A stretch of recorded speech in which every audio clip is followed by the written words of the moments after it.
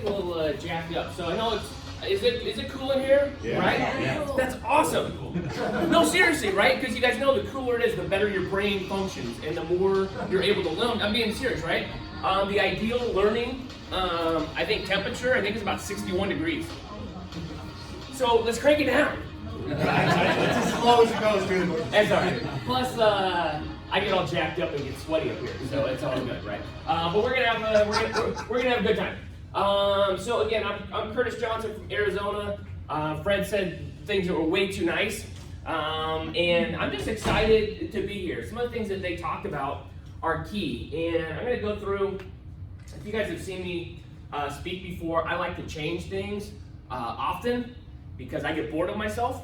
And some of you guys have seen some of the stuff that I'm going to go through and talk about. The other night, a night ago, I redid my whole presentation, and I woke up and it was gone. Gone, right? I think Apple infected me in some way with this, right? But I'm going to go through and I'm going to just give you guys the best I've got for the next, 40 minutes or something like that as we go through, and it's a smaller group, so we'll be able to kind of interact. And if you guys are okay with that, we'll just kind of have a conversation. I'll go through and I'll share some of the things that have worked for me and some of the things. I'm not the smartest guy in the room at all, right? In pretty much any room. But I am I've got a superpower of being ultra observant. And I watch and I listen, but I don't make it seem like I am, right? I act stupid, kind of act like I don't know what's going on, but I watch and I pick up on everything, and I get in rooms that I should never be allowed in. And I watch and I learn from everybody, and I'm like, okay, that person is killing it. I'm gonna pay attention to them. That person's a knucklehead. I'm gonna just delete that section out, right? And so what I've done is I've just kind of compiled the best things of the best builders here in this company, and the great things that they've done, right? The things that we've done on purpose and the things that we've done on accident. And there's some incredible people in here, right? We've got Queen Elizabeth Riley in the back, and she's like, one of the pioneers, right? That had to go through and take the arrows in the back, but guess what? It sucked for her, but we can learn from it, right? So that's what we're gonna do. So we're gonna go through, and again, kind of like what Kevin and Fred talked about, is all of the training we go to, right? You go look at any class, you go look at the association. Does the association ever talk about, like, okay, well, come to the association because what we're going to have is we're going to have a retirement party for, here's the list of all the agents that are retiring this month. Wouldn't that be the stupid, like, have you guys ever been to a realtor retirement party? No. Two or three of my first brokers just died in the last couple months. Right? Guess what? Worked right up until they went to the hospital and died. Right? One of my other brokers before that slit his wrist in the office because he couldn't make the agent owed him so much money during the crash that he felt so stressed out, and that was his only option. Incredible man. But every month, what do we have? We've got 400, 500,000 agents across the country that join our ranks, right? They come in and they join us, and yet there's not 500,000 retirement parties. Why? If all this training is so incredible, if all the trainers out there are so amazing, why aren't we all just like, okay, here's the deal. You come in, you go kill it, you go make a bunch of money, and we all go retire. Because it's broken. This industry is broken, and we just keep feeding the beast. Feed the beast.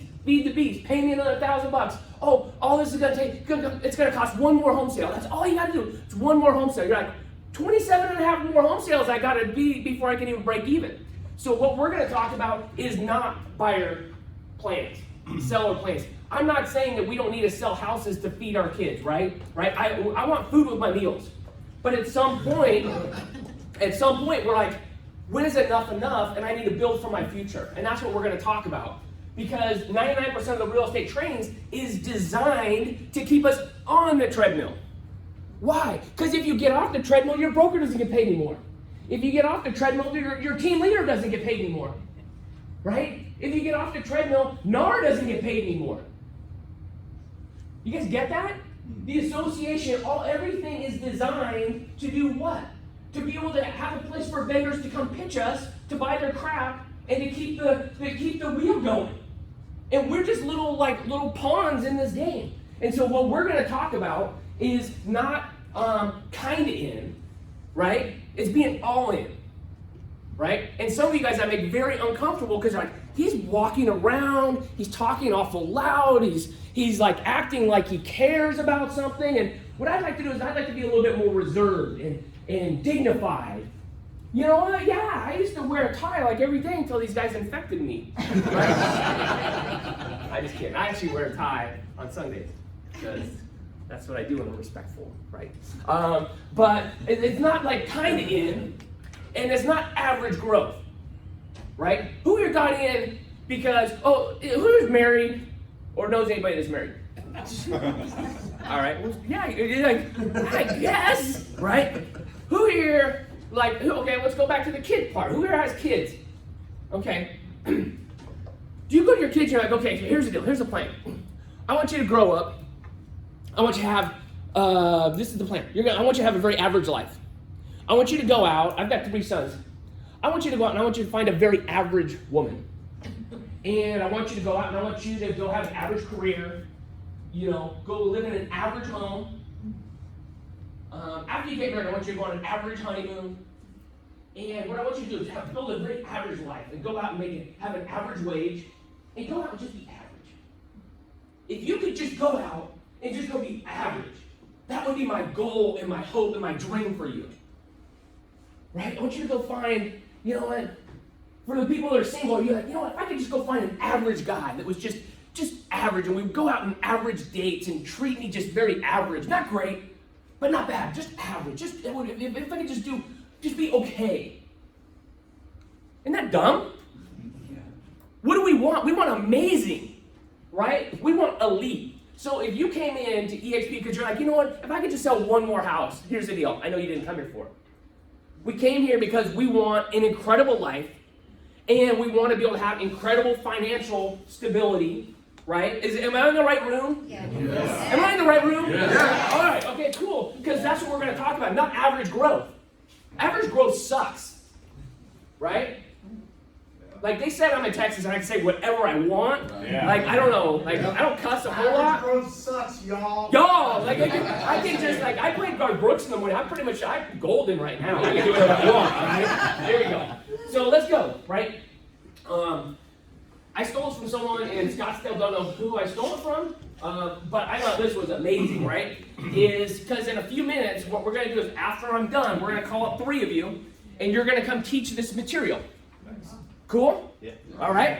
So you're gonna want to take. No, we're not gonna do that. But you need to take notes. Like you're actually gonna go teach it because here's the deal. What I'm gonna talk about is duplication. And I'm just gonna get real with you guys for a second, right? We talked about this industry being so broken.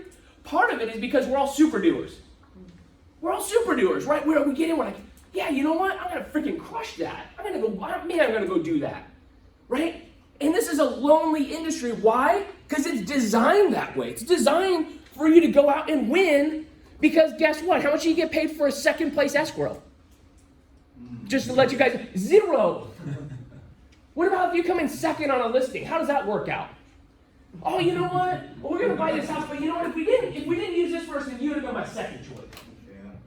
Oh, well, dude, send that second place thing. I'm going to drive through the bank real quick. I got to drop that in the deposit slot. Get my second place escrow in there. It's designed for us to attack each other. It's designed for us to go, you know what, I'm going to just keep this. I worked at RE/MAX. Again, I'm going to say some stuff about RE/MAX and Knolly Williams. I love my time there, but sometimes it just comes out, right? When I was at RE/MAX, I used to hit print from my office. I just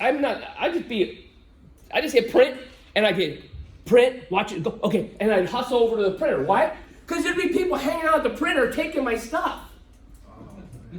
Like, no joke. I'm like, that's mine. They're like, what stuff?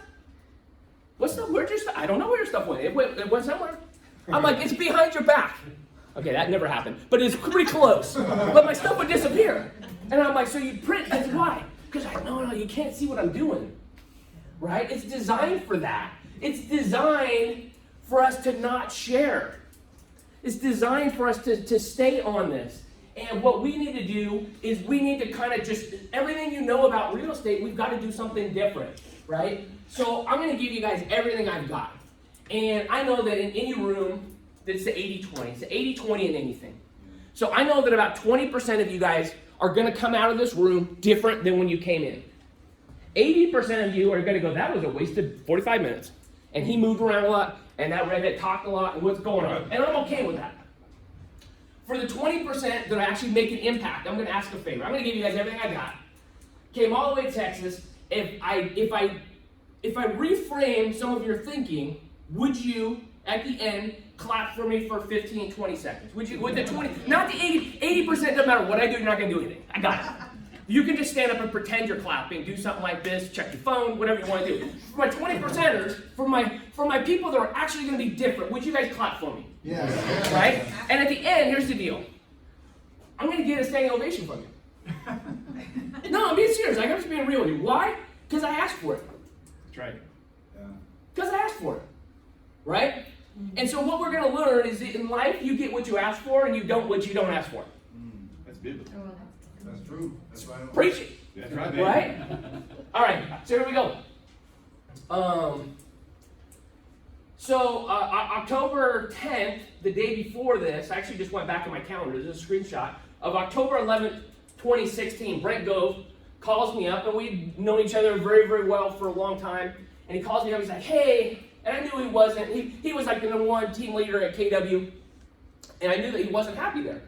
And I knew he was poking around doing stuff. He goes, "Hey, would you jump on a call with me tomorrow? Have you heard about this company called EXP Realty?" And I was like, "No," and it sounds stupid. I'm just like, sorry, no filter, ain't got it, right? I'm like, I know there's certain times I'm supposed to like, yeah, if I could just get that back, what I just said, that would be awesome. That wasn't one of those times, right?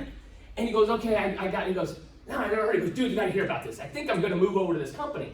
And I was like, "Well, what?" And he goes, "Just get on this call, and I wanna have someone explain it to you, because I don't know about it. I don't understand." But he goes, "Save me. I'm looking at this company. Would you come save me? Because I'm probably gonna move over there soon, like next week." And I'm like, "Yeah, dude, okay, whatever." So schedule it for 3 to 4 o'clock. It's in there. You can see that night we're gonna go play basketball at 7:30. That was the most important thing of my day, right? Actually, you know what? I remember that was actually that was I went on a friend. I went with someone else on a listing appointment, which I don't ever do. We actually didn't get that one. It takes me off right there. I had to take that off. I had to just go back and change history right there. Right? Okay. Anyway, so I get on the phone, and I cannot remember. I think it was Rob Flick. It might have been Gene Frederick. I'm not sure. Someone else went through, and I'll be honest with you. I had it on speakerphone, and I was laying on I got home. I was like, okay, whatever. And I was laying on my bed. I think I had speakerphone listening. I don't know what I was doing, but I was listening a little bit.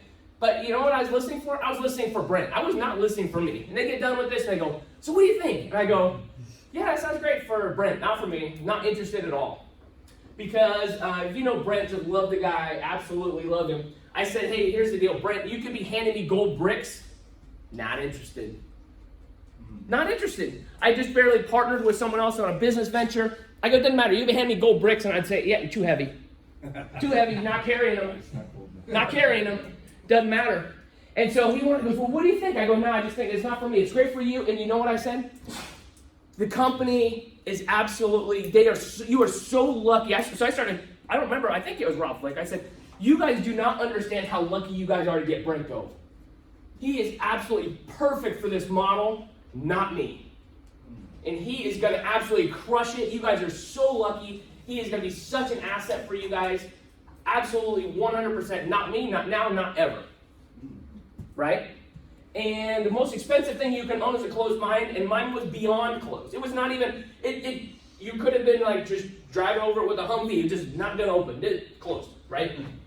So I'm gonna share how I went from, well, this is a great model over the next year as I learned about it. It took me over a year before I joined, but how I went from understanding the model and going, you know what, this model is actually really great. And we spent a lot of time talking about this model.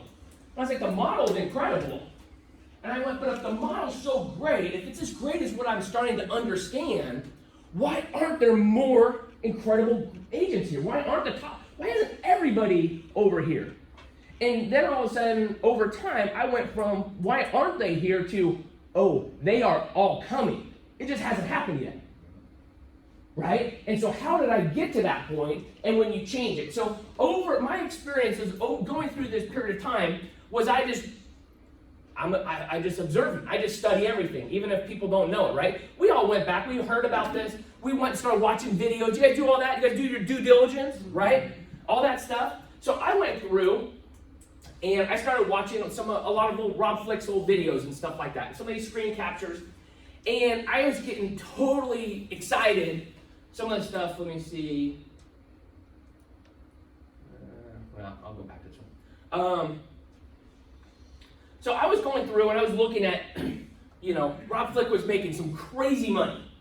And the numbers were outrageous, right? Because after 18, 19 years in the business, I've been one of the top 50 teams in America and the top 250 teams for 9 years, right? Just cranking. At that point, I'd sold about 5,000 houses on my team, right? Talked about every award, and I was miserable. I was like, why was I miserable? Because I knew I was going to be on the treadmill for another 10 or 15 years. That's what I knew. I knew that I had sold a lot of things, and outwardly, I should have been retired 10 times over. And I knew I didn't have any money. That's the reality, right? I sold a lot of houses, and I earned myself the right to stay on the treadmill for another 10 or 15 years. Because all my money went back into it. And I made good money, but I didn't make retirement money. Right? And I knew the game. I knew it was over. I knew the gig, right? I owned my own independent brokerage of just my team. Again, about 20 people. I knew it'd take 18 years to build 20 people. And I saw these numbers of 200, 400, 500, 800 people. And I was like, I want to beat about 18 of the 20 people on my team. And I'm like, how could you have 700? How could you have, those numbers just didn't even compute because I was trying to take what I understood over to something that I didn't understand. And I'm looking at this going, I don't even want 700 friends. Like, I'm socially awkward. I'm like, that makes me uncomfortable to think about that many people knowing me. Right? And I'm like, I built a team so I didn't have to meet with clients so they'd understand that I didn't like people. Actually, I like you guys. But the reality is, I'm like, I actually like people in a group like this. It's like, some like get all awkward, right? Is someone else awkward? Thank you for letting me know it's just me. I appreciate that. Who is awkward? No, just you. I'm like, it's all good. It's all good. All right, I'll just stand there and be awkward. It's all good. All right, but here's what happened. Here's where I started just going, I see the power. It's because I started looking at this level 1. And I started looking at, okay, so, Tracy and Scott Lewis, they had 300 people, but they brought in 24. And so when I go, can I bring in 297? Nope, can't do it. Can't do it. There's nothing I could do that I could recruit 297 people. Could not do it. Could I do 24? I think I could do that. All right, Wilco, finally got a chance to meet him recently. I'm like, 119, can't do it. 22, can do that. Sheila, amazing. Sheila, amazing person, right? 156, can't do it. Nope, can't do it. 13, can do that, right? Brent just started 2 months before. 121, can't do it. Nope, can't do it. 24, I knew he brought a big team over, so it was essentially his team and a few other people. I'm like, can do that, right? So when we go through, you can go and do a few things. You could turn me off in a minute, and you could go, those numbers are ridiculous and crazy, because, sorry, Elizabeth, I am the luckiest person in EXP. No, I am. I am so lucky. I'm so blessed. I look so much better than, which is hard to do, right? With so much better than I should, because of some of the strategies and things that I learned. And so you can either get totally turned off and you can go, you know what, those are stupid numbers, those are silly. I could never do that. And you know what that is? That is a quitter's mentality to have you go, you know what, I won't even try. I don't even need to try, because you know what, that's so far outside of where I can be, I won't even try. Okay, and for you guys that have kids or have relatives that you care about, like, you know, I don't know like how far out that is. Think about someone you care about. Might have to go further out. I don't know, right? Would you, if your kids ever came to you, here's the deal. No, if you can't like be incredible, don't even try. Like, hey, I want to learn soccer. Don't know. You can't go to the pro. Stop it. Stop that. Well, Dad, I want to go into gymnastics. You can't win an Olympic medal. Stop that. Hey, Dad, I want to learn engineering. You can't be like a NASA engineer. Knock that off. We would never put up with that. Could you imagine if someone walked up to you and said that to your kids? Oh, you're not going to be the best. Why don't you just knock that out? Why don't you just sit in the corner? We'd punch them. I think in Texas you can do that. I'm pretty sure, right? Yeah. Okay, punch them. You got to edit stuff out. No, you get rid of it. So here's the deal. If you start hearing in your head going, you know what, I couldn't do that. You would not let someone else, you would not talk to someone else the way you talk to yourself. So knock it off. That's all. So as I watched, Brent just started going crazy. And he did a video, and I remember he hit 1,000. I remember, because I talked to him like every couple weeks. How's that going? He's like, I just made $5,000 in revenue share. And I was like, that's pretty cool. $10,000 in revenue share. $24,000 in revenue share. Brent, now tell me about this. How does this work? And you know what I said in my head? I go, if he ever gets to 30,000, you can't just go, that's just play money. 30,000, I don't care what you are, 30,000 is a game changer. Yeah. 30,000 is a game changer, right? So I said, if he ever gets to 30,000, because here's the deal. I had interviewed with someone at KW that wanted me to go be a team leader, right? And I thought, why would I ever want to go build your business? Like that's what I thought. Why would you want me to go do that? Because that doesn't seem stupid to me, right? But we went through, and this is someone that would been in Austin, in the house, or in the Hyatt, wherever they were when they started the whole deal, right? One of the original, been in 30 years or whatever it was, and he was showing me, he's like, you know what?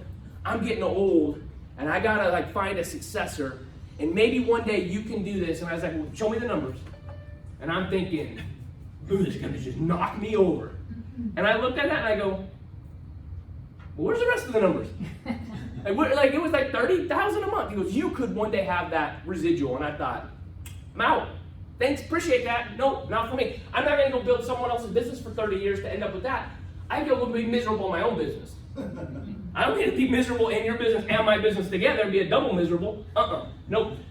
But here's the deal. Brent went off and he built a 1,000-person group. Here's what I looked at right there. 57. Can't do 1,000. I can do 57. Actually, I really couldn't, but I thought. And then here's the deal. When I joined, he was at 1,273, and he had up to 77. And I just thought, that's bonkers, crazy numbers. And this is about where the company was when I joined. It was a little over 6,000 people. And I looked at this, and I don't know, Elizabeth somewhere's probably over here somewhere, and the crazy numbers, right? And the we're getting arrows in our back type of thing, right? They did all the hard stuff there. But I looked at that, and this is what it looked like when I joined. Okay, this red circle is when I first heard about EXP, when Brent talked to me. And this is when I joined. And you know what I thought? Look at that chart. Don't look at the numbers at the bottom. You know what I thought? Missed it. That's awesome. If I'd have just joined there, I'd have been in the right spot. Missed it. Opportunity's over. At 6,000 agents, opportunity's over. Why is that? That's funny. You know what? We're going to look back. 55,000 agents missed it. We're going to go, oh, if only I would have joined at 55,000 agents. The opportunity is bigger today than it's ever been, right? We're going to add 950,000 agents in the next 9 years, and you're either going to be a part of it or you're going to watch something amazing happen. So here's what I knew. I knew that I was not Gove. I knew that I was not a, quote, recruiter. I had massive issues with that word. And I knew that I couldn't recruit a lot, but I knew I could recruit a few. I knew that if I was just already interviewing people to my team, that I could do a few. And so I went through in January of 2018. I made a big announcement, moved over the 1st of February to join. Went through, and said, hey, you know what, I'm doing it, right? Arizona only had, a handful, maybe a couple hundred agents. And I said, you know what, I'm willing to take a gamble on myself. Here's the deal. I didn't think I was gonna make any money off the stock.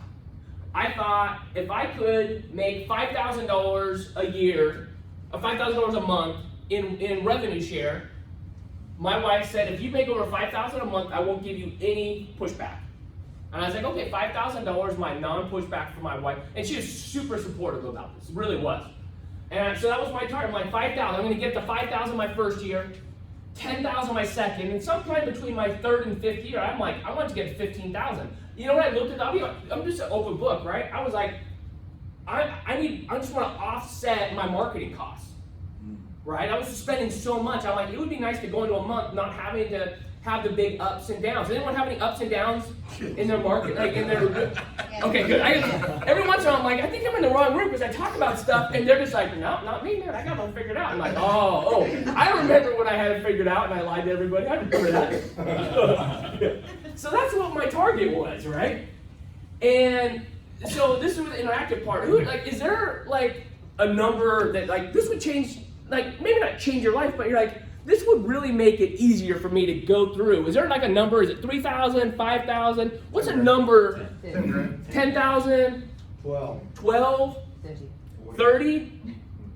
I love that accent. Like 50. 50? Okay. 101,000. 101? 300. 301? Okay. Awesome, right? For me, most people I've seen is somewhere around, 3,000, 6,000, something like that. If we're being real, offsetting, paying you like for a house and a car, things like that, where you go into a month not just gasping, not feeling pressure until like the 20th of the month to tell you, okay, good, got a couple sales or whatever it is, right? So again, I was not looking for EXP to change my life. I was looking because I was so unhappy that I was forever lonely on the treadmill that I wanted collaboration more than anything. And I wanted to partner with Jay Kinder and Mike Reese and Brent Gove.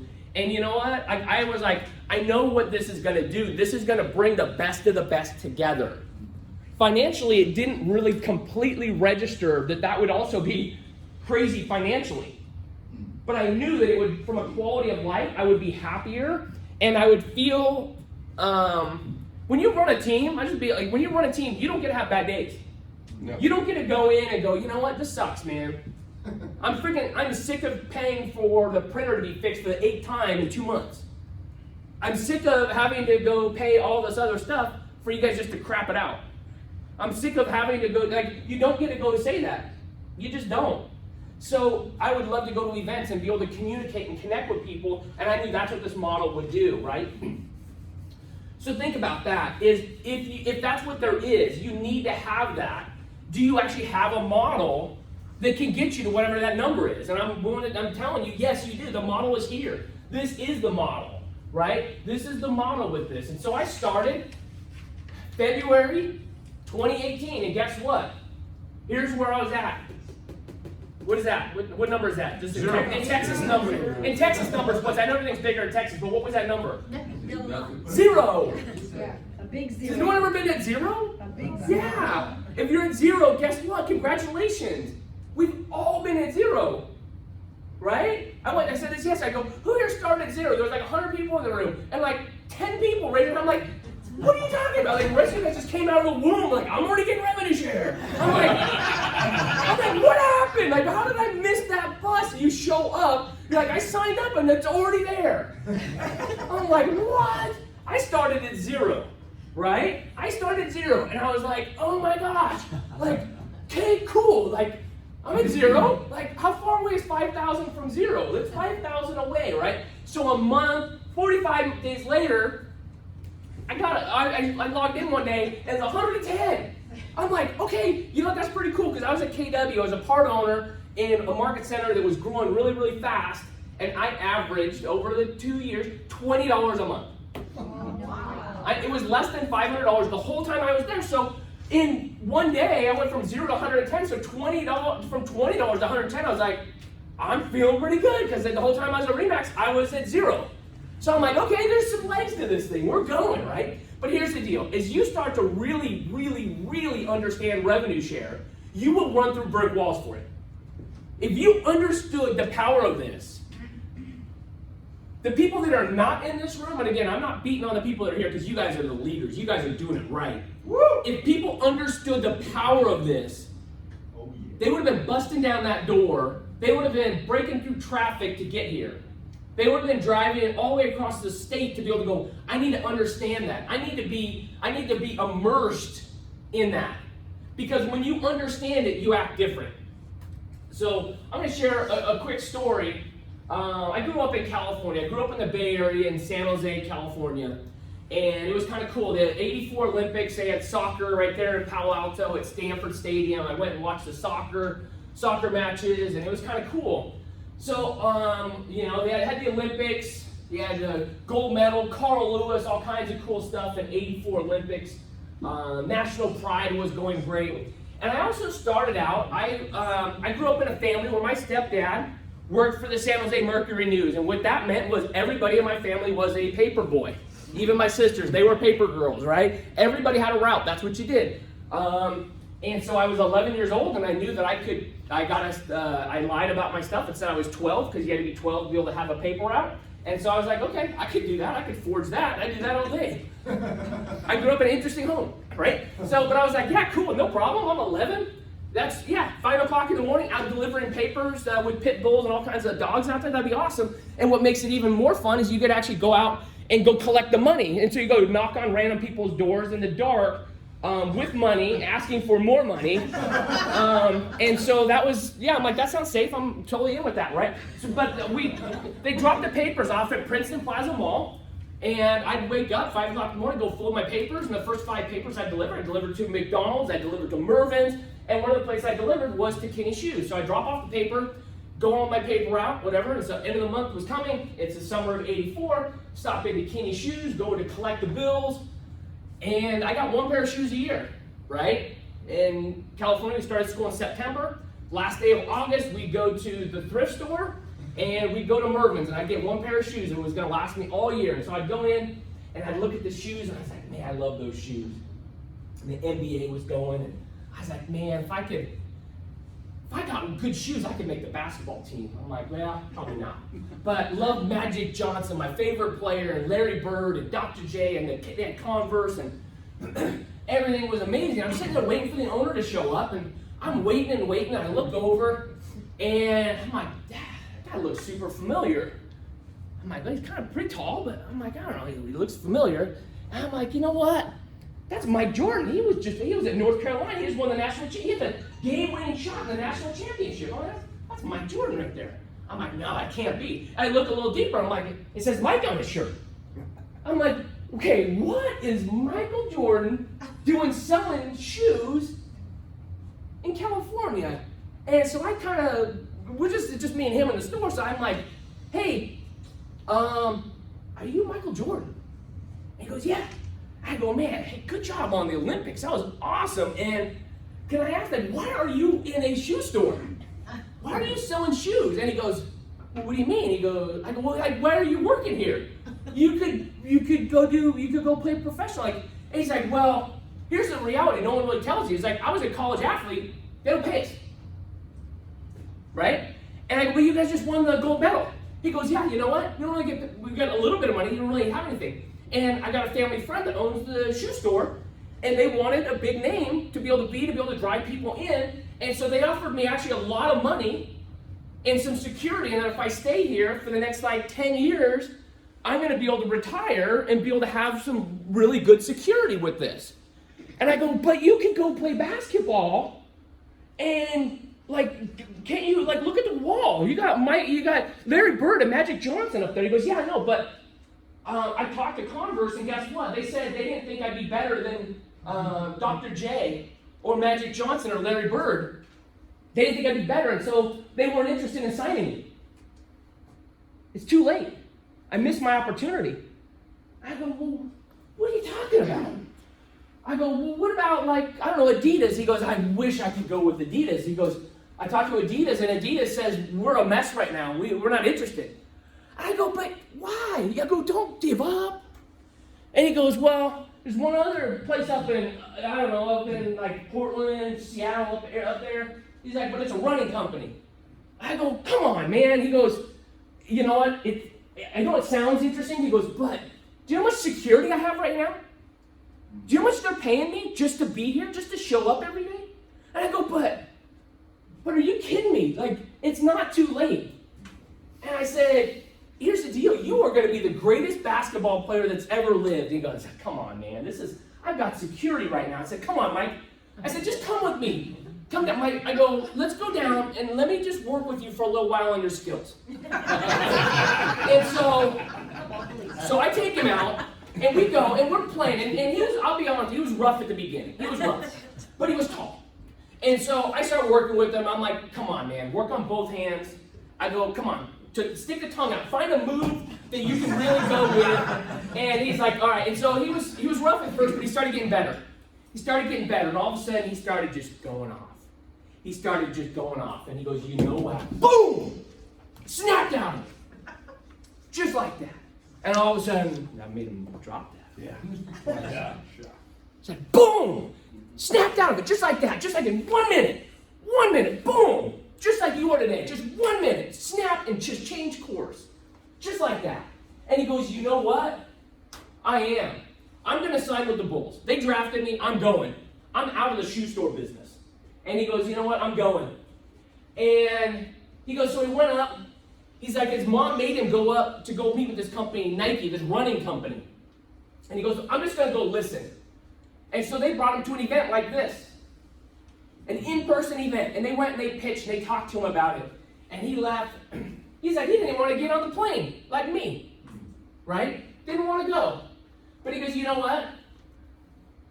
I'm going to make a brand. I'm going to make a brand for myself. And you know what? I'm going to work with Nike on this. And he goes, well, what about this? He goes, everybody else is just paid. They're paid a fee. What about if I didn't just get paid a fee to represent and wear Nike stuff? What if I got paid revenue share off each shoe sold? I go, whoa. I have no idea. I think I would take the security. He goes, I'm going with revenue share. I'm voting revenue share. And I go, I don't even know what that is, but I bet sometime in my life I'm going to find out. So, Mike signed 1984. He signed a contract, $500,000 a year, but he also got a percentage of the revenue. Interesting, right? So the original shoes, $65. Sent me this shirt because I trained him, and that's what you do when you train people. He sent me his shirt. Actually, I had to buy the shirt. That's him. I know you think it was me, but that's actually him. So we went through, and I was like, man, those shoes are awesome. And he goes, hey, you know what? Spike Lee needs a day off. Would you come out and maybe just kind of sit in for him? And I was like, okay. So what do I got to do? He's like, I just sit there, man. So, yeah, we had to film some commercials and stuff like that. And so the first year, Nike's expectation was at the end of the year 4, they hoped to sell $3 million of Air Jordans. In year 1, they sold $126 million. Jordan made $90 million playing 15 seasons. Most of that in the last 2 years. Most of that. He was the highest paid basketball player for 2 years. How many? 2 out of 15. He was the highest paid. He made $90 million. Was $90 million a lot of money, especially then? Yeah. Here's the takeaway. $1.7 billion in revenue share. Okay? Now the story's true except for me. I wasn't actually a part of that. But you're gonna, every time you see Michael Jordan and Air Jordans, you're gonna think of revenue share. Right? It's called an anchor. Right? And again, that's the thing. So again, which one's bigger? Just see if math works here in Texas. 90 million playing every. Was he intense playing? Was that a lot of strain on him? You guys understand? He retired about 20 years ago, right? Last year, I think he made about 180 million last year. Right? More than any other basketball player that's still playing. But kind of like what they talked about is you could be the Liam Neeson. You could be the person making 10 million, or it could be the producer making 100 million. Right? You've got a choice right now. You can either continue to pay rent to your broker, or you can come be an owner here. You can either take everything up front, and you could worry about that next listing commission, or you could decide, you know what? I'm actually going to build a business that's going to pay me year after year after year after year. The choice is yours. Revenue share is where the money is made. So my amnesia was that I forgot what God had made me into. And my challenge is I think you don't really know what you could be either. What if you're the greatest recruiter ever, and you're just hanging out in the world saying, you know what, I'm not a recruiter. I'm just average. I'm just average because, you know, that's what my parents told me, just to be average, and that's what I tell my kids. What if you are the best ever? What if you're the best ever? What if you are? And you're just not playing up to your potential. What if you're the best ever? What if you are? And guess what? You know what, Curtis? I'm just going to hang out in the shoe store for a while because I got some security. Converse doesn't want me. Adidas doesn't want me. I'm just going to hang out. What if? I think you are. I think you are. Again, my old belief was I was not a great recruiter and I could only make between $5,000 and $10,000 a month. And I'm going to tell you how my mind shift changed. Because the second your mind shift changes, it never goes back to the same place. And it doesn't matter. Kevin and Fred a little later are going to actually walk through the steps it takes, the actual technical steps it takes to build this. But here's the deal. If you believe that you're a $5,000 person, it doesn't matter if they teach you $100,000 a month activities. You won't do them. You guys get that? And here's the opposite.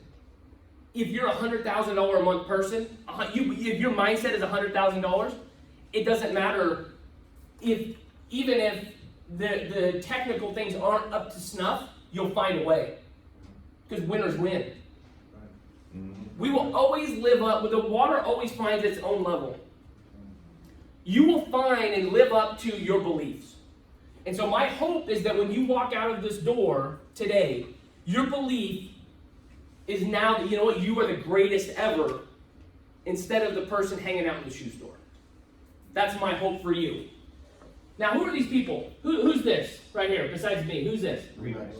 Remax, right? We also call him Dave Lineker, just so you guys know, right? Who's this, right? He's in Austin, Texas. I don't know if you guys know. Have you guys heard this guy? Gary Cohn, right? And then who's this?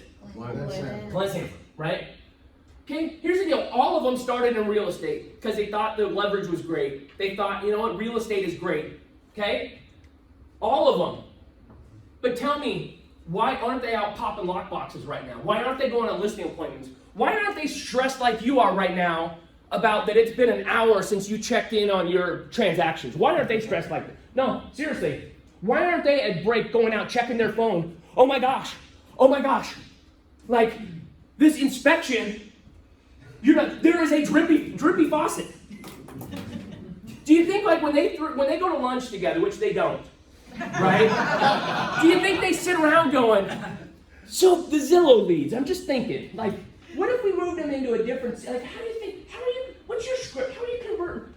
Do you think their conversation's a little different than our conversations? Not today, but when you go to the association, right, and the person selling 4 houses a year is teaching it. Is the conversation different between those guys? Why? They're billionaires. Would they be? How did they become billionaires? I worked at Remax, loved my time there. He became a billionaire. I became less wealthy. I loved my time at Keller Williams, right? Gary became a billionaire while I was there. I became less wealthy. I loved my time at EXP. Glenn became a billionaire, and I became wealthy. Yeah. Right? Why? What's the difference? What's the difference? All three are worth billions only because of revenue share. No, that's not true, Curtis.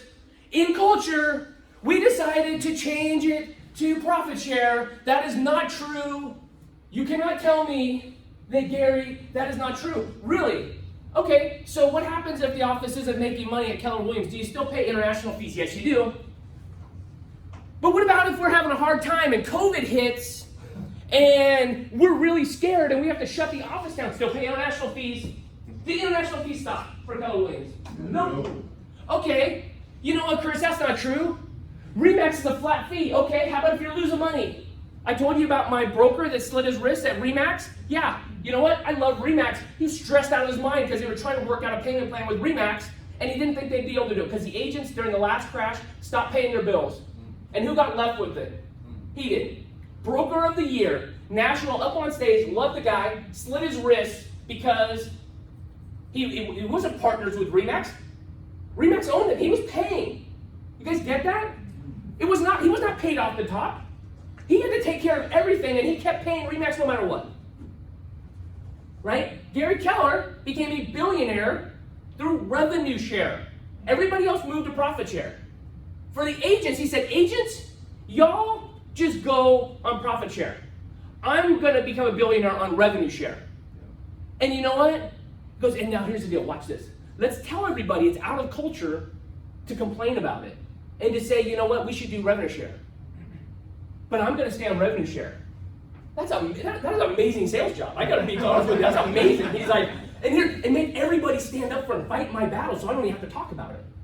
Right? I love Gary, but I'll tell you, it was probably 16, 17 years ago when they first started the masterminds here in Austin. I came here, and we were in a mastermind. It was the top 100. They didn't really call it that, but it was about 80 or 100 of us in a room, and it was some of the biggest names that you guys would remember. And we were going, it was great, man, it was so amazing. Like, those masterminds were the best part of KW. I loved it.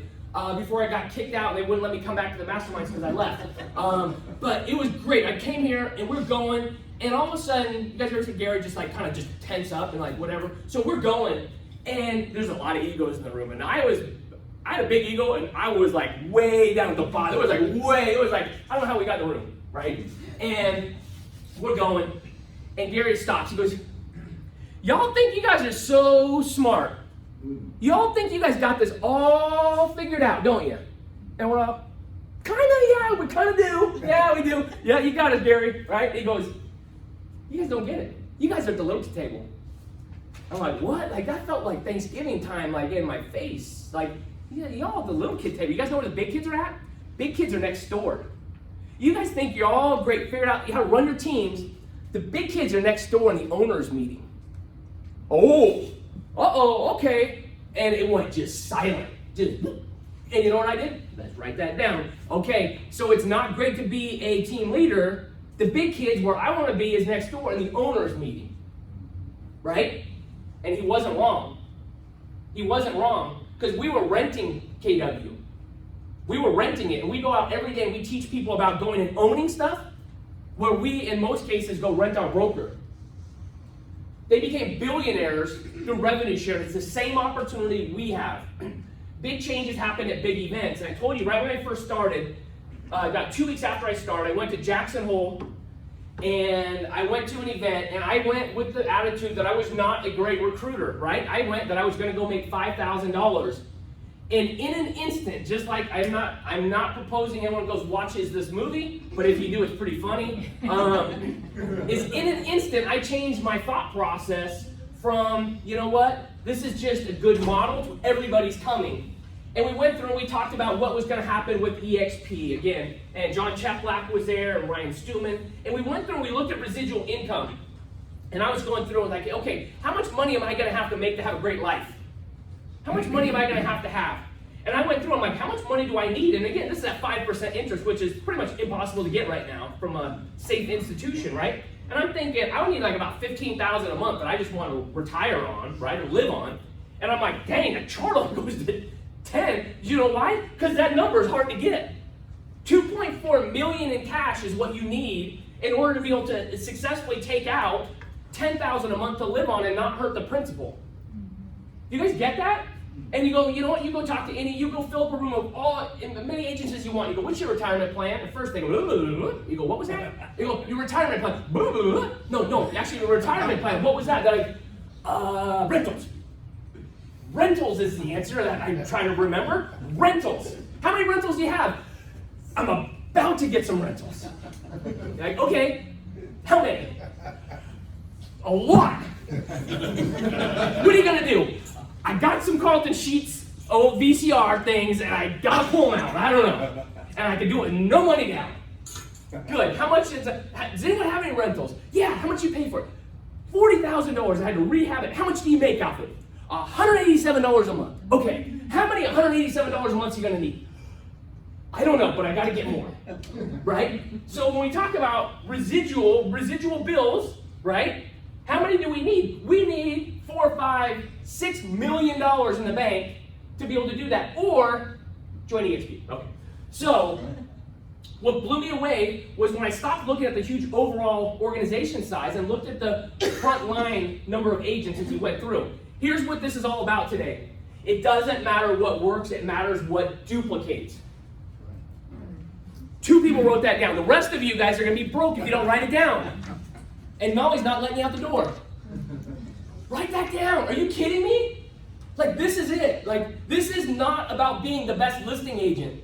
This is about creating listing agents. And I'm not talking about listings, right? This is not about you becoming a great recruiter. This is about you teaching people in your organizations to win. That's what this is about. The problem is we've been lied to in this industry to say it's all about you. How great can you become? It's immaterial how great you can become. It's immaterial. This is about how much you can give and help other people. It is a lie in this industry for you just to win. It is a lie. This is a game that you're going to be compensated directly by how many people you have win. That's what it is. And what I know is that most people in real estate are amazing, amazing people that are givers at their core level and that are lied to and told they need to only look out for themselves. And that ticks me off because that's not who we are, right? So at this mastermind, we went through and we talked about, he had a group of 2,800 people, right? Blew my mind. I was like, that again, I'm coming from a place of 20 agents, and how much brain damage that takes on someone, right? And what you look at, the numbers he was making, over $100,000 a month, and I'm like, oh, crazy, crazy money, right? But what you focus on, or what we focused on was, okay, let's look at, don't get hung up on the 2,800, let's look at the number of people on your front line.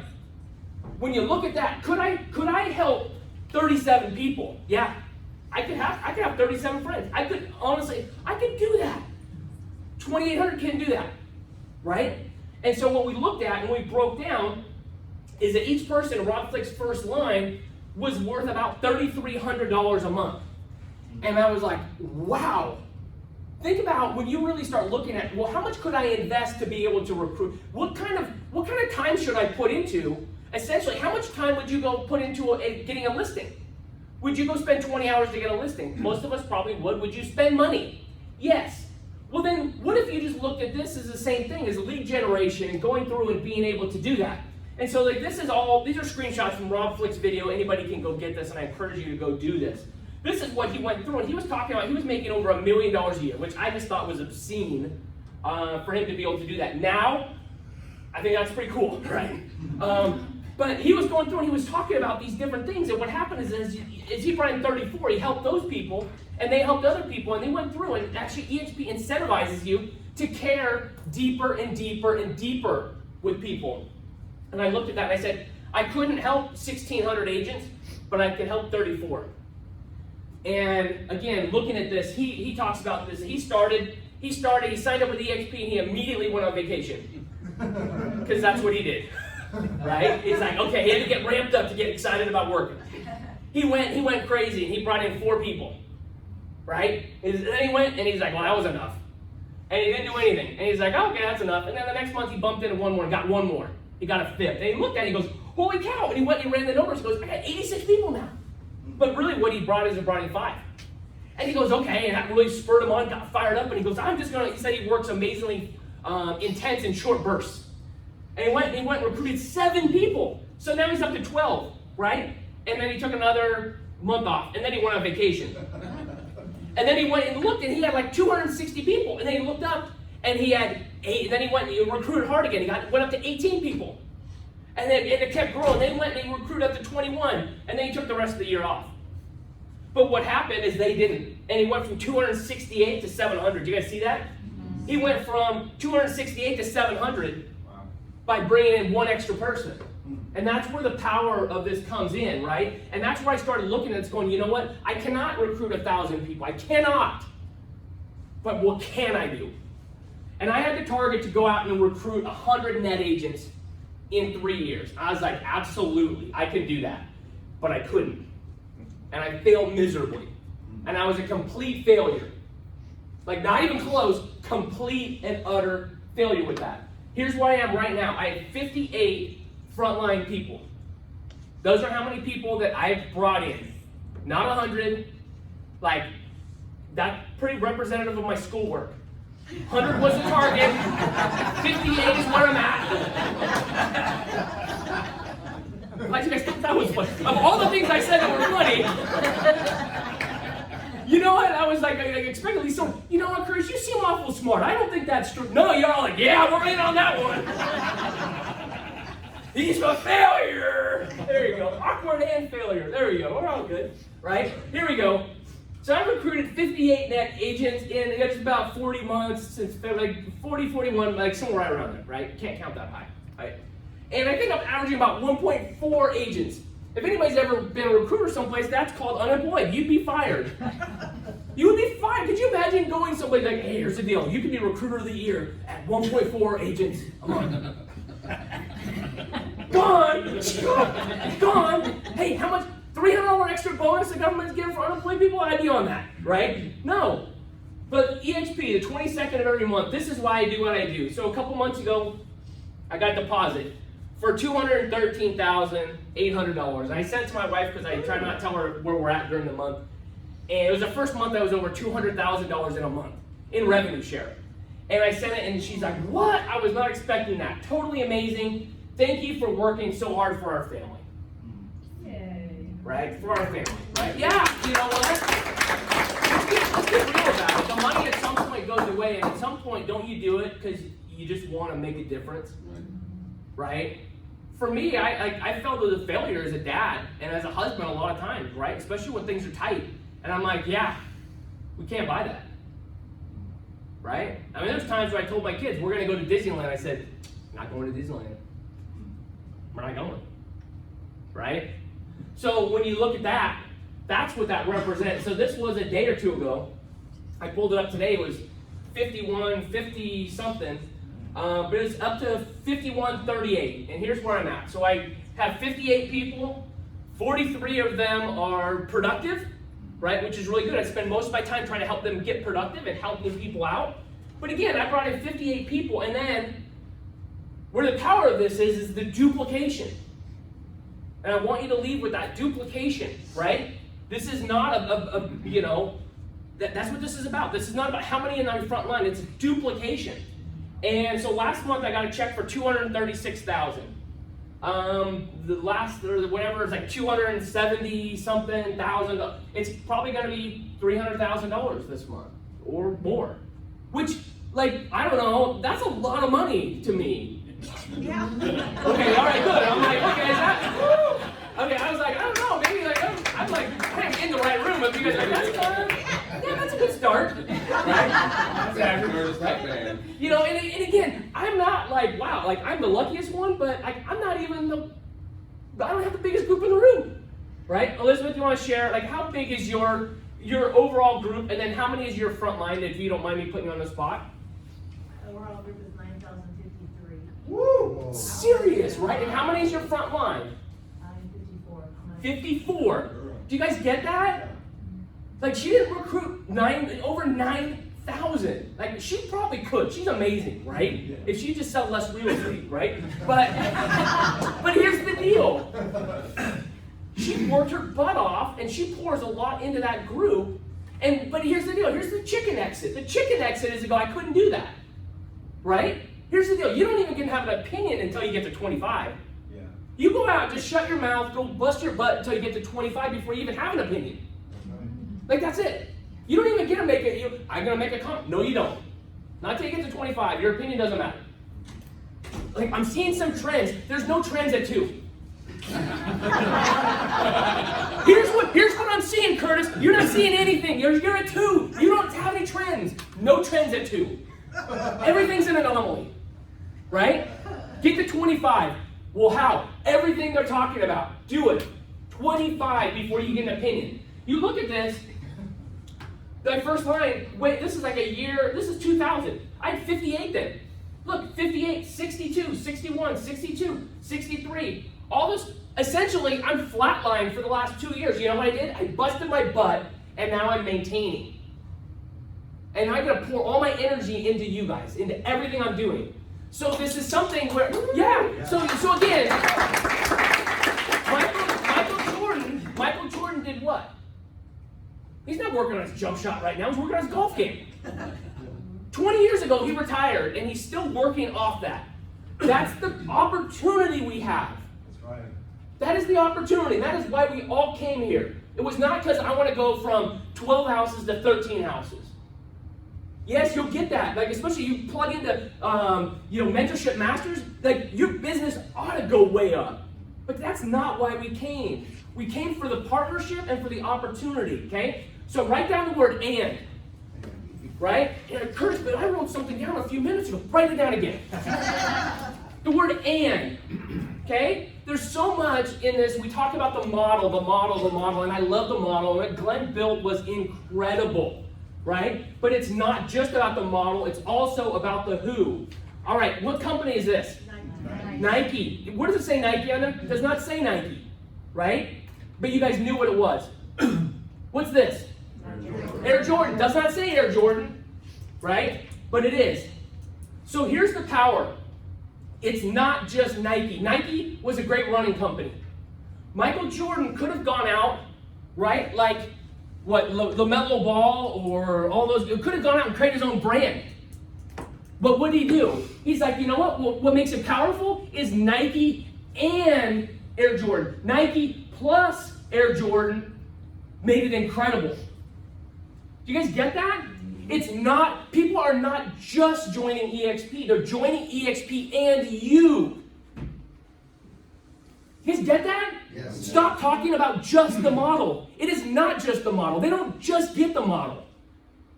Right? And that's when people are like, well, here's what the model looks like here. Here's what the model. It's like, that's great. What they don't have is they don't have you. They cannot duplicate you.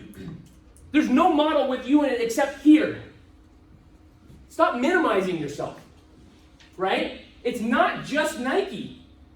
Right? Michael Jordan doesn't just go out there and go, buy any Nike shoe you want. It's like, buy ours, our brand inside of it, because it goes faster, bigger, better.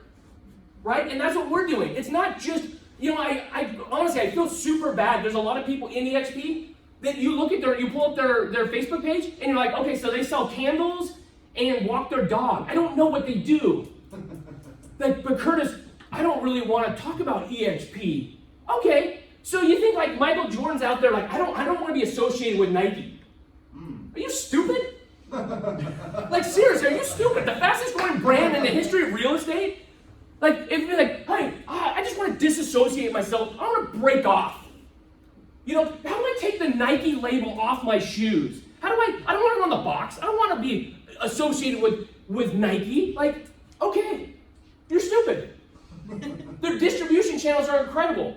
An agent, okay, I want to just make it my own brand. I don't want to be associated with EXP, even though their distribution channel is incredible. Their brokerage is incredible. Their training is incredible. The partners are incredible. Dive in. Yeah. Dive in. It doesn't have to minimize you to be associated with us. Right. It makes you better, right? Knolly, we love to talk about this, right? The board of directors. Yeah. This is our board of directors right here. It's not just EXP. It's us plus your board of directors. I was talking to someone inside here, right? So look at this group right here, right? We get all these people, right? Elizabeth's in here as well, right? She's just so far up. She missed the cutoff of this slide. Because, do you know how small my picture would be? Like if we had to put, seriously, it's like goes up, but here's the deal, right? When you start looking at this and you start going through, nobody can touch the type of people that we have in here. Right? Nobody can touch it. And I told someone the other day, they go, what's the difference between, I go, here's the deal. I feel really bad for people that join companies that don't have 7 to 10 people that are business partners and that care about them. I go, because everywhere else I went, they didn't care about me. You know who cared about me? The office manager. They cared about that I did my paperwork right. Right? That's what they cared about. I've got people that if I decided, I was like, you know what, I think I'm going to go over to Coldwell Banker. Do you think these people would care? I think they would. I think they would. If I said, you know what, hey, I've got a question about how to be able to build, do something in my real estate business, I could pick up the phone and call any one of them. Right?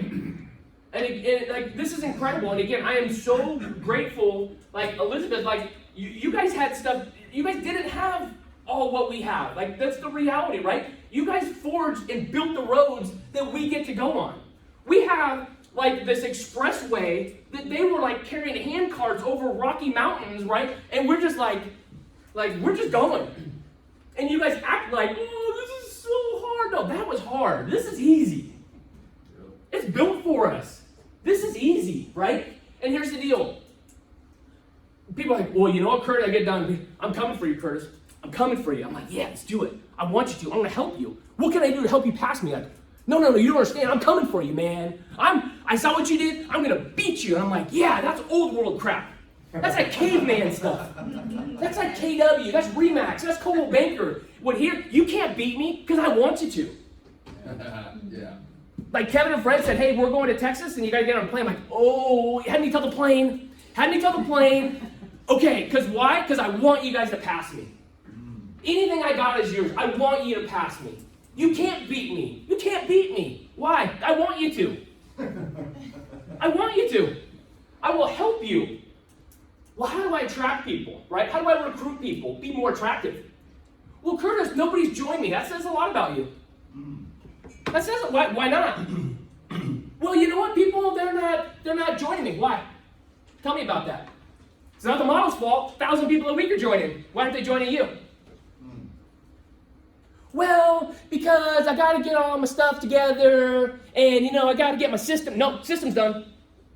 System's done. Why aren't they joining you? Stop blaming other people. Start taking responsibility. Become more attractive. Become the owner of your life. Right? I just got a dirty look from Kevin in the back. He's like, dude, you shouldn't have drank that Monster a few minutes ago, right? Sorry, that's just the way it is, right? Okay. That's why you get so hot. I know! And again, remember, 3 of you are going to come teach this in a minute, so it could be any of you. So keep notes like it's you, right? Okay. So here's the deal. It does not matter what works. It only matters what duplicates. And here's the deal. You could be a success. Oh, look at how many houses I sold. Now, old caveman stuff. This is not about you. This is not about you and your ego. This is about how many people can you help? How many people can you duplicate? Until you've duplicated, you're not a success. I don't care. You want to say, oh my gosh, how many awards? Totally impressive. Completely impressive if it was all about you. Show me how many winners you built. But Curtis, I'm a great leader. Look behind you. Is anyone following you? Nope, not a great leader. You know how I can tell a great leader? When people follow him. But no one's following me. Stop bitching. Get to work. Right? Make them, be something that they want to follow. Right? Here's the deal. Do I have any readers in the room? Like high school graduate, nice and powerful. Come on, read it out loud. Give a man a fish, feed him for a day. Teach a man to fish, and you feed him for a lifetime. Has anyone ever heard this before? Yes. Is that not incredible? Yes. It's a lie. No. Yeah, it's a lie. Because they left off the best part. They left off the best part. It's incomplete. Give a man a fish and feed him for a day. Teach a man to fish and feed him for a lifetime. Teach a man to teach a man to fish, and you feed generations. Y'all want to talk about how great fishing you are? Like, Curtis, I'm a great fisher person. I don't know what the real word you're supposed to. Fisherwoman, fisherman, who cares, right? I identify as a fisher person, whatever, okay? Teach a man to fish, and you feed generations. This is not about how many people you can bring in your front line. That's selfish. right? If that's all you care about, at some point that becomes selfish, right? If that's all you focus on. Now, I'm not saying you shouldn't be doing that, right? Because you need to set the example. But if you're not helping people duplicate, you've failed. That's the reality of it, right? Everyone else can lie to you all they want. I'm just telling the truth. Except about the Michael Jordan part, okay? But the rest of it's true. Okay, so what would happen if you had 10 clones of you in your organization? If you don't understand the model, and you had 10 other people that didn't understand the model, would that be awesome? If you chose to not duplicate, and you had 10 other people that chose to not duplicate, how would that be? If you had 10 people that refused to show up today, how would that be? If you had 10 people that were here, how would that be? So you start becoming the person, what do they call it? In manufacturing, you've got what's the main, not the model, what is it? The die. The die cast, right? The main piece, whatever it is, right? I gotta think about what that word is. The mold, yeah, the mold, thank you. If you're the mold, and they start popping duplicating these things out, is that good? Or are you just like, well, now we got just 10 squirrels, right? So be the person that you want to clone. And who do we look to put our efforts in attracting into? If we've got a limited amount of time, we're going to talk about this later, that we've got 4 hours a week is what you need to spend recruiting and building and going at. 4 hours. About 10% of your week for people that only work part-time in real estate. They're only 40, put in 40 hours as part-time. Let's be honest, that's not even a half day, right? Like, come on. 12-hour days, that's half day. Come on, let's go, right? Agent recruiting and duplication is like teaching a dog to fetch. It is. Right? All right. So if you're going to say, okay, I'm going to go teach a dog to fish, or teach a dog to fetch, sorry.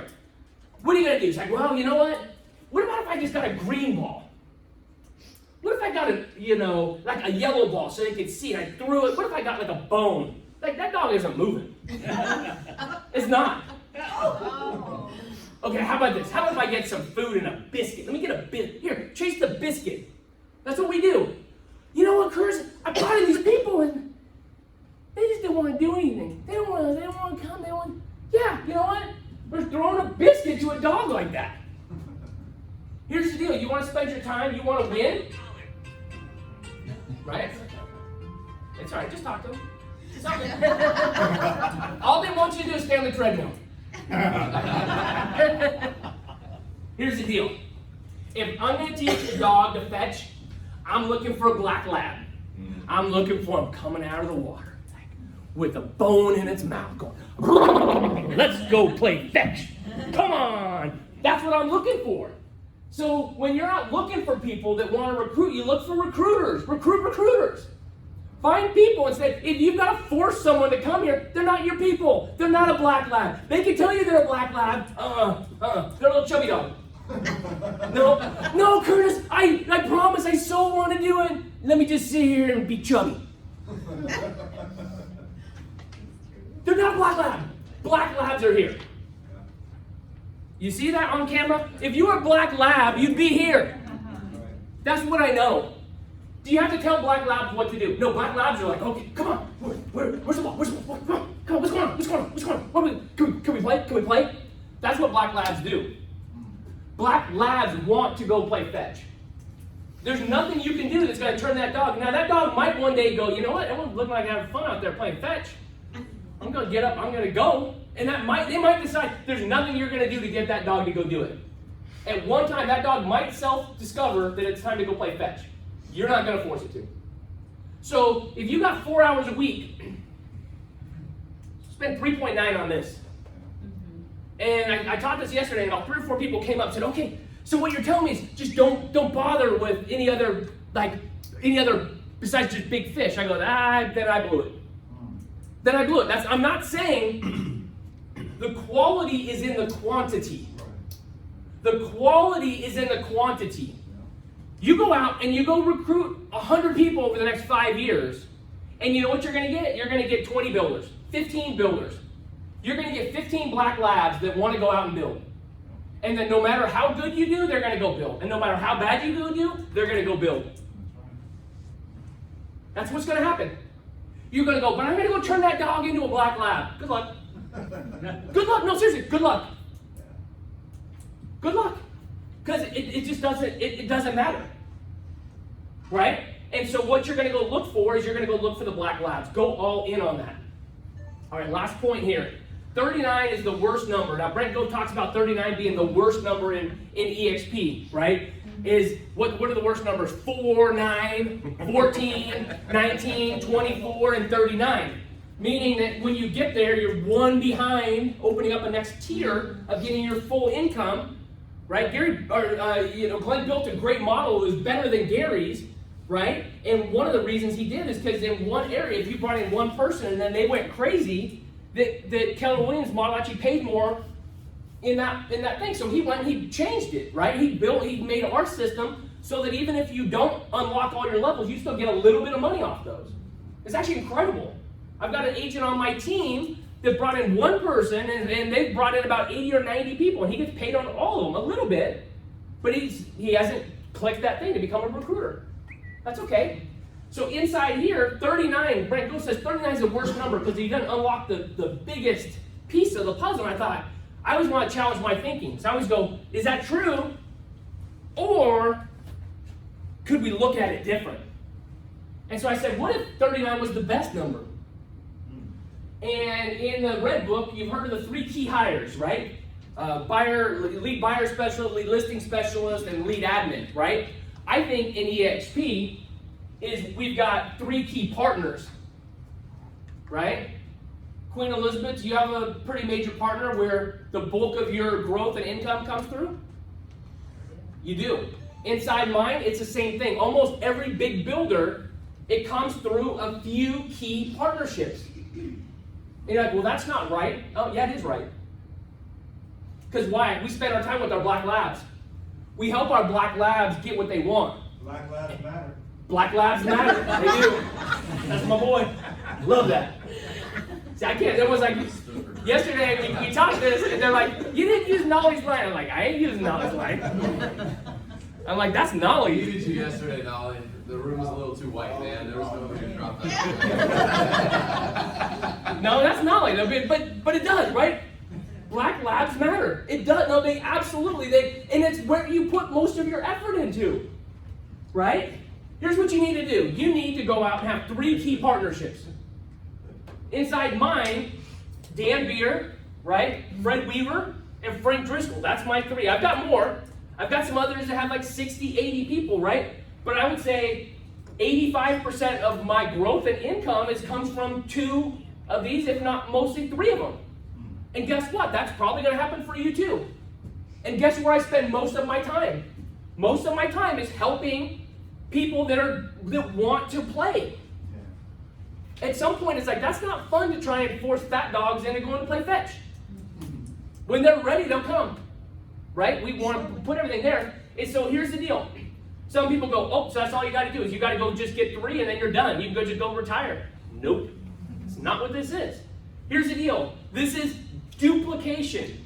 If it does not duplicate, it does not matter. Right? My job is to help them win with that.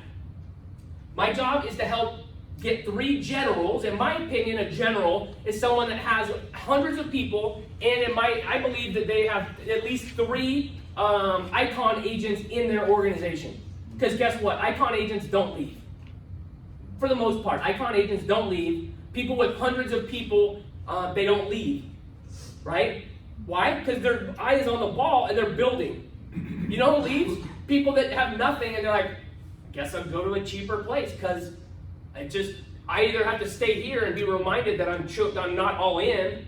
I could go somewhere else and hang out with people that are not all in, and that's my tribe. You guys get that some people, it's okay for them to leave because we're not their jam? That's okay. It opens up room for people that are our jam. Right? And so if you feel uncomfortable being around people that are super productive and that want to build an exit strategy, there's a lot of places to go. We want you here, but this is what we're doing. We're building, and we're trying to fix a broken industry. So it's about you helping. You need 3 3-star generals, in my opinion, and you help 3 get 3, and you help those 3 get 3. That's what you do. You go out, you help 3, and you know what? And until this is built, you got work to do. Well, you know what? I've got 1, and that general has 3 generals that has 3 generals. Here's the deal. When you've got this 3, built out 3, built out 3, you're golden. I just tell you, you're golden. Why? Builders build. There's nothing you can do to stop it at this point. It was out of your control. But can you help find, can you bless the lives of 3 people and give them everything you got? Absolutely. Can you help those people duplicate? Yes.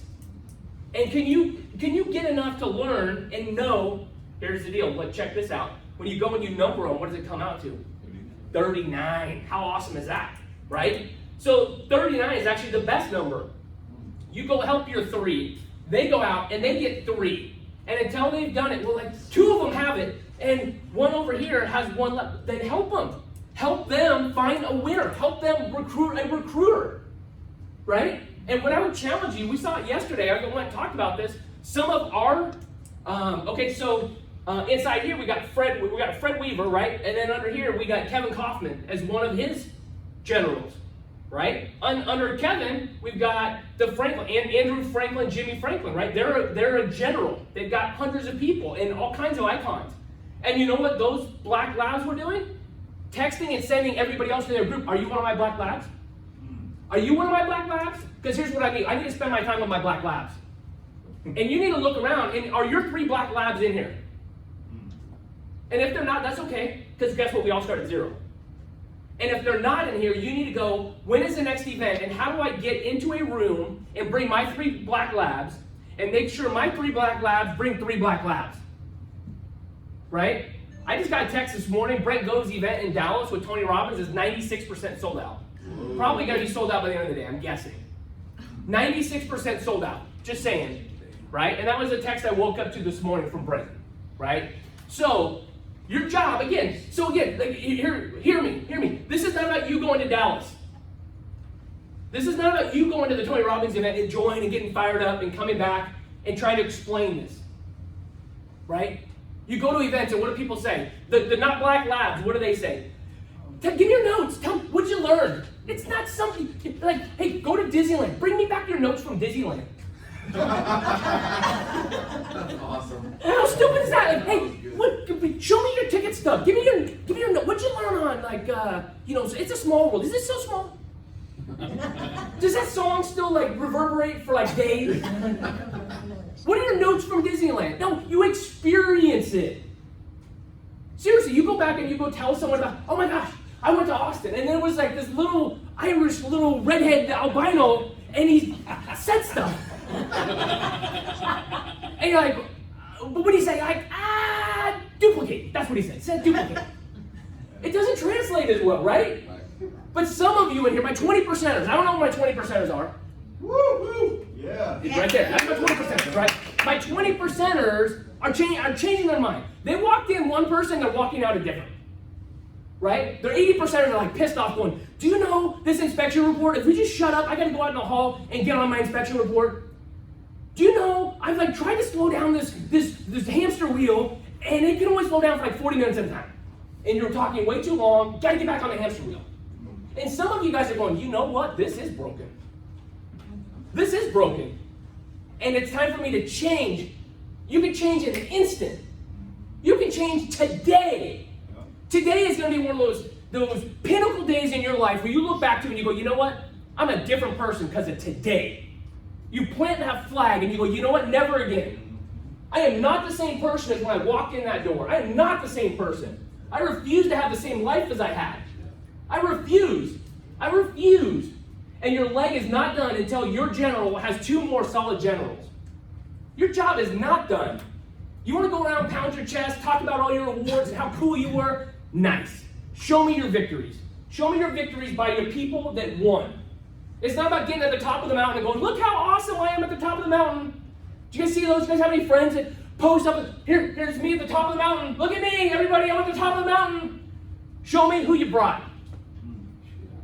Show me who you brought. You show me who you brought to the top of the mountain, that's super impressive. You show me you're at the top of the mountain and they're at the bottom of the mountain, I think you're a loser. I do. I think that's selfish. Show me the party you had at the top of the mountain with all the winners that won. Is that impressive? Right? But guess what? What does this industry go? If you get up to the top of the mountain, and if other people get up there, what if it's crowded? What if it's crowded? Then we have a party. Then we have a party. And who's in charge of it? Right? Model the actions of those you want to be like. Right? I'm trying to scramble your brain a little bit, right? Because hopefully it's different than any class you've ever been to. I want it to be different. I want you, if you drive home tonight and you're like, yeah, let's just say, I've already seen that. I've already been there. I've already done that. We have failed. We have failed. Because until you change that mind shift, it doesn't matter, like Kevin and Fred, they should plug here. They were amazing yesterday, teaching the technical things that we need to build our business and duplicate. It does not matter how great they do the rest of this day to teach us if you've got a small mindset. It does not matter. Why? You won't do it. You won't do it. Why? Because you don't believe in yourself. You don't believe you need to duplicate. You're stuck on the hamster wheel looking out for you. It's not about you. It's not about you. It's about everybody coming together, right? Live loud. Check yourself, right? This isn't just about you winning. Like, the market assumes your ability based on your visibility. Well, I don't do social media. I hate social media. I hate it. I genuinely hate it, right? But guess what? The market assumes your ability based on your visibility. And if all of your posts are about how cool you are, like your latest listing, what is the most important? Your listings. If all you post about is candles and food, they think you're a professional food eater. Which is great. And I'm not saying you shouldn't talk about all in your life, whatever that is. There is no difference between your business life and your personal life. It's your life. Live your life. But share a little bit about that you found a way to be off the hamster wheel. And you found that, I'm not saying you arrived, but that you want to be at the top of the mountain, but you don't want to be there alone. And you want to find people that you want to hang out with at the top of the mountain. And you're looking for those people. It's not about, the world assumes you're going to win. You guys are winners. You guys have already proven you can win by yourself. Congratulations. You're all winners. In the caveman edition, welcome to the Caveman Award. Right? It's a new game. This is not the same game. This is a totally different game, right? So go out. Your digital body language of the person you want to be. Become that person with that. It's not just about you showing up. It's about who you bring with that. Proximity is power. You can't just give your notes about what it was. It's about showing up to these events. Showing up to the events we put on. Showing up to the events that you guys need to put on together. And bringing everybody together. That's what this is all about. Here's the deal. Well, Curtis, I'm just not duplicating. It's a math problem. First of all, you've got to understand duplication. When you understand duplication, it's just math. My numbers, I could not do that. It's because I brought in Black Labs that planned. I didn't plan this. I didn't plan Houston. There's an event like in a week in Mexico with some of the biggest producers in the world coming. Didn't plan it. My Black Labs did. There's nothing I could have done that would have stopped them because that's what Black Labs do. They want to go play fetch. And if all you're doing is dragging a fat dog, hey, come on, Chubby, let's go. It gets old. Find your Black Labs, right? Is that sinking in just a little? Oh, yeah. Yes. Width equals depth, right? That's what happens. The model fixes itself. 15% are builders. 15% are builders. Do you know why my group's growing so fast? Because 15% of 5,000, right, which is what, about 750 Black Labs wake up every day going, who's joining me? Who's joining me? If you've got 2 people in your group, the math doesn't work out. Even if you've got 10, the math doesn't work out. You need to get to 25 before you can even talk about math. You can't. Well, I made 4 calls. Nobody's interested in selling. Yeah, right. The numbers don't work with 4 phone calls, right? In general, in anything with that. Every day you need to go out and vote by your actions with that. And here's the deal. If you're not where you want to and you've decided you're no longer the same person that walked in that door, give yourself some grace. Give yourself some grace to go, you know what? What would offend me probably as much as anything is if you walk up to me after, which I'd like that because I'm socially awkward, so if you come up and say hi, that would be great. Because I'll be hiding in the corner, right? But it would be offensive to me is if you came up after and started telling me your story about why you didn't do something in the past. Curtis, I'm sorry, here's where I'm at. I haven't grown this big, I didn't do that. I don't care. I don't care. I don't care about the person that walked into the room. I don't mean that to be mean. I don't care about what your story was before you came in. If you leave the same person, I have failed. What I want to hear about is what you're committed to doing, not talking about, what you're committed to doing, not what about what you didn't do before.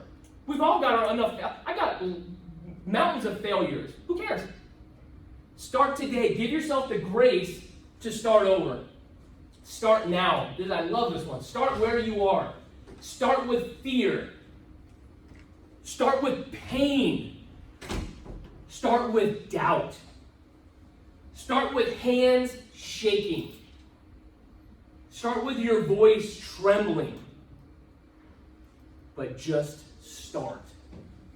People talk about, are you worried about any other companies coming and duplicating what EXP has? I said, you know what? No, I'm not.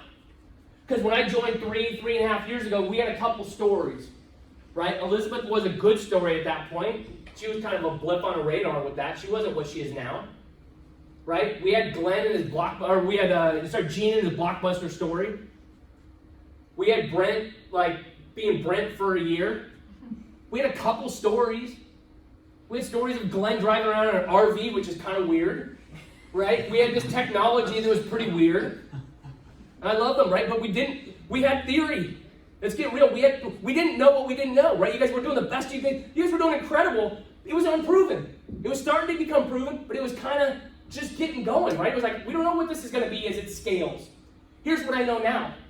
We've got so many millionaires and billionaires, right, and going through and doing this. Look around the room. Each one of you are a story.